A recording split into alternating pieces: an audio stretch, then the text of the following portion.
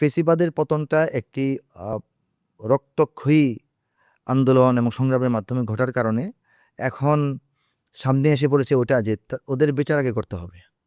তা নাহলে বিচারটা কারা করবে? নির্বাচিত কোনো সরকার রাজনৈতিক কৌশলের কারণে অথবা তাদের হিসাব নিকাশের কারণে তারা যদি সেই বিচারের দিকে ভ্রুক্ষেপ না করেন, গুরুত্ব আরোপ না করেন, তাহলে এই যে পরিবর্তন যারা সাধন করলেন, রাজপথে রক্ত দিলেন এবং যারা নির্যাতিত হলেন, নিপীড়িত হলেন, 16 বছর ধরে যারা নিগৃহীত হলেন নানাভাবে, তাদের এই বিচারটা তাহলে কবে হবে? সুনির্দিষ্ট রাজনৈতিক দল ক্ষমতায় থাকলে তাদের একটা এজেন্ডা থাকে, তাদের নিজেদের বিষয়গুলো তারা গুরুত্ব দেয়, সবারটা দেয় না। অনেক সময় নিজেদের ব্যাপারটাকেও পিছনে ফেলে রাখে তাদের রাজনৈতিক স্বার্থে, ক্ষমতাসীন হওয়ার স্বার্থে বা ক্ষমতায় টেকার স্বার্থে। তো সেই স্বার্থের খেলায় মানুষ আসলে ঢুকতে চাচ্ছে না। মানুষের আকাঙ্ক্ষা ছিল যে নির্বাচনটাও খুব দেরি হবে না এবং খুব দ্রুত এর আগেই বিচার কার্যটা হবে।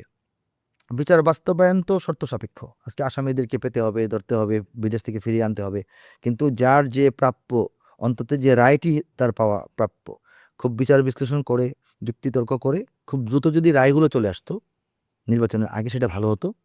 যে এখানে সাবেক প্রধান, হ্যাঁ, আমাদের সরকার প্রধান থেকে নিয়ে ক্ষমতাসীন দলের অপরাধী লোকজন অথবা যারা নাকি সেই ফেসিবাদকে টিকে রাখার জন্য প্রশাসনের ভেতর থেকে কাজ করেছেন তাদেরও, এবং বিভিন্ন বাহিনী থেকে কাজ করেছেন, তাদেরকে তাদের অপরাধ বিশ্লেষণ করে, প্রমাণিত করে, যুক্তিতর্ক সহ তাদের প্রাপ্য রায়টুকু অন্তত হয়ে গেলে মানুষ একটু মানসিকভাবে স্বস্তি পেত, শান্তি পেত আর কি।